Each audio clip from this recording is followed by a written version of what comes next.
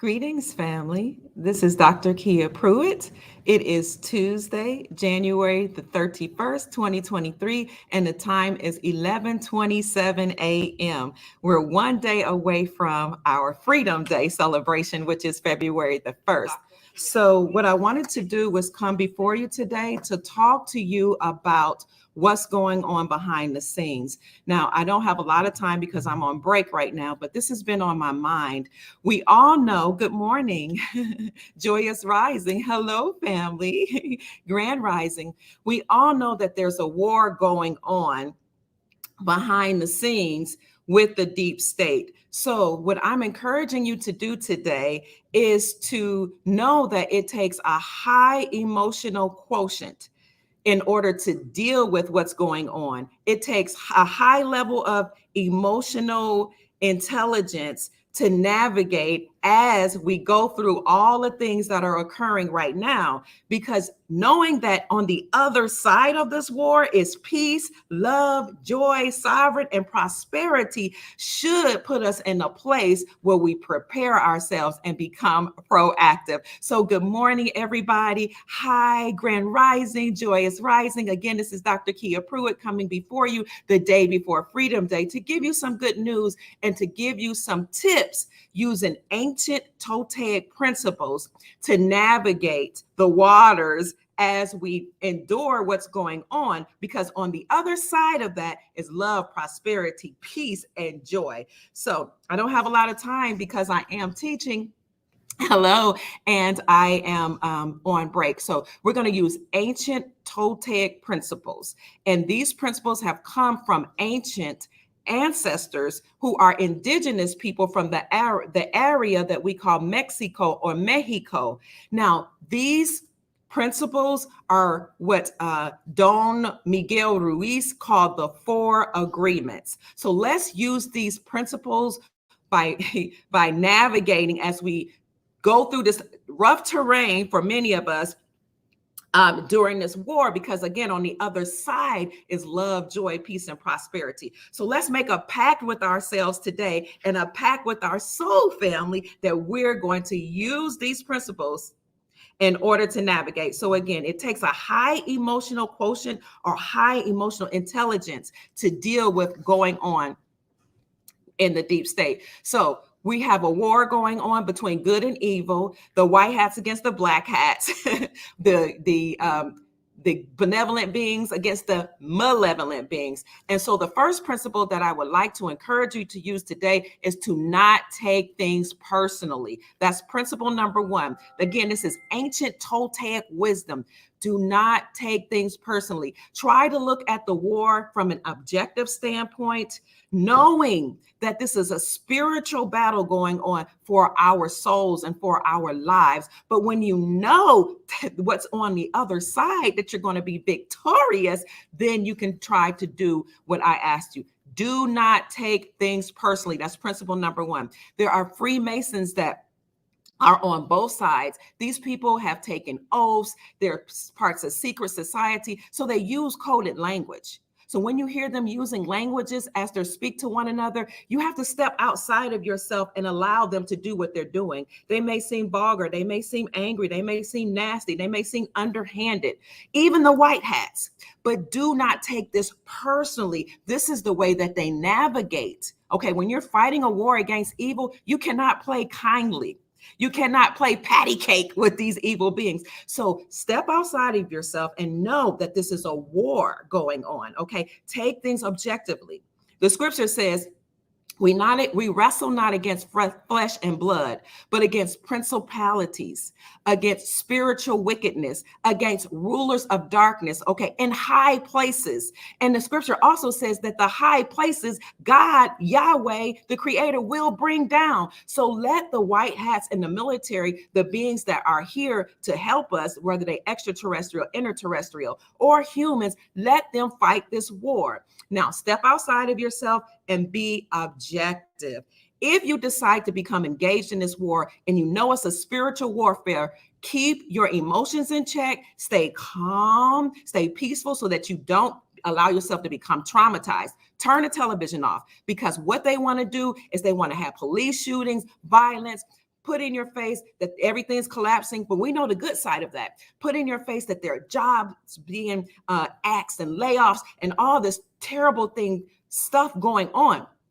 Thank you, Matthew. I love you so much. But stay objective. Do not take it personally. Know, Creator bless you with prosperity and peace. Thank you. Know that we've got this in check. So if you desire to fight this war, because it's a spiritual battle, then go into the spiritual realm. Pray, fast, do group meditations, command peace, command joy, command prosperity, command Nasara to come online. So again, it takes a high emotional quotient, high emotional intelligence to deal with this war. Don't take it personally, even when you see police shootings. Some of these police departments have been infiltrated by MS-13 gang members. Some police officers have taken oaths to be violent. Okay, so step outside of yourself and don't take it personally. See that as a war. Also know that sometimes there are crisis actors, people who have been paid to do certain things to traumatize you. So turn the television off. Even if your complexion is brown, do not take it personally.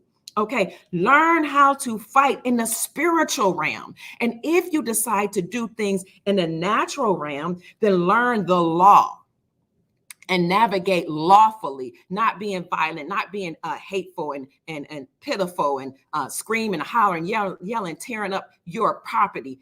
Do not take things personally. Step outside of yourself and be objective. Just because your skin is brown don't mean that this is a personal attack.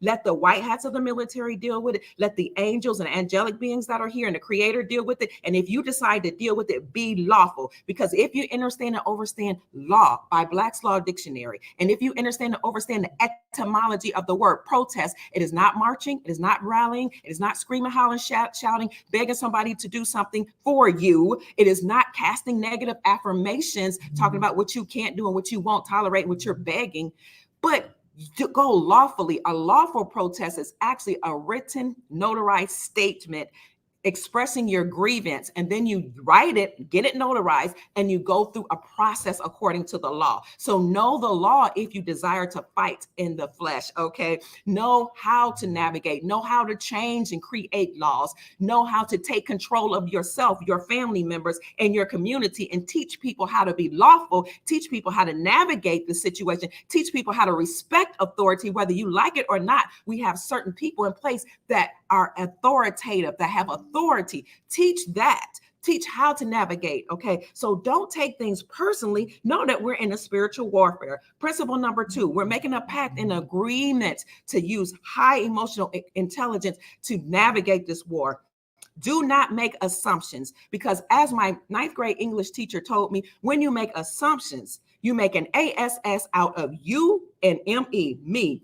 Don't assume anything. Don't assume that what you watch on the media is correct. Don't assume that these people are not actors. Don't assume that they are actors. Do not postulate. No. If you don't know it to be a fact, close your mouth.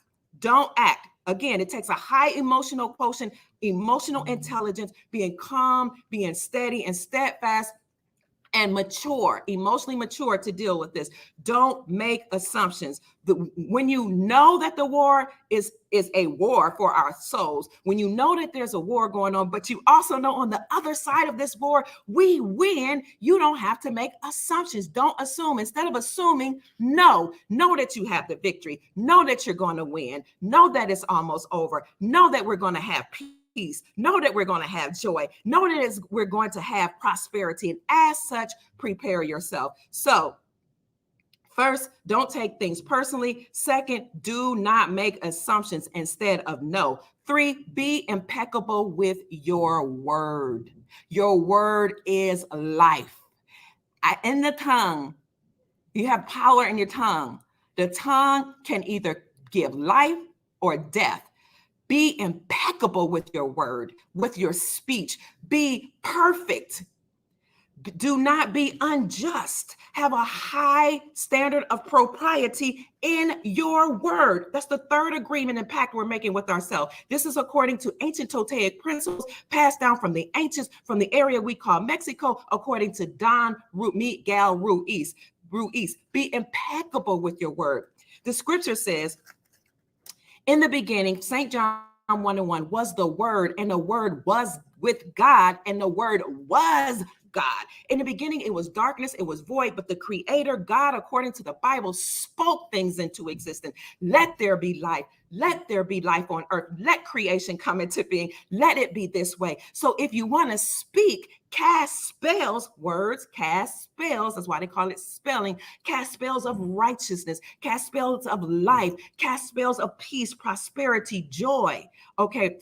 Let your word be impeccable. In the beginning was the Word, and the Word was with God, and the Word was God. You are God in flesh. The Word and your word and you are one and the same. Who you are is represented by the words that you speak. Whatever you speak lets me know who you are as a human being. So if you don't want to be judged as a human being unrighteously, then watch the words that you speak. St. John 1:14 then said, and the Word became flesh and dwelt among us. The Word actually manifested into flesh and became Christ, or Christos, or a high state of consciousness, or Christ consciousness, but it became flesh, that ascended master that we call Christ. So your word becomes flesh. Your word actually becomes something that is living, and it dwells among us. So your word becomes materialized.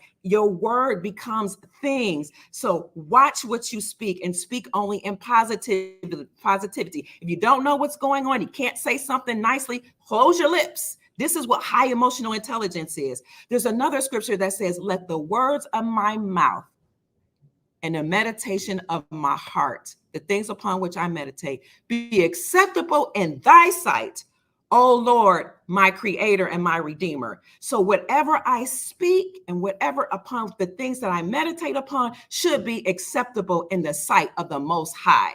So this is why it's important for us to use high emotional intelligence, because we're casting life and joy and peace into our new reality that we call Nasara. What is the fourth agreement, Dr. Pruitt? It is to do your best in all things. Set a high standard for yourself in everything.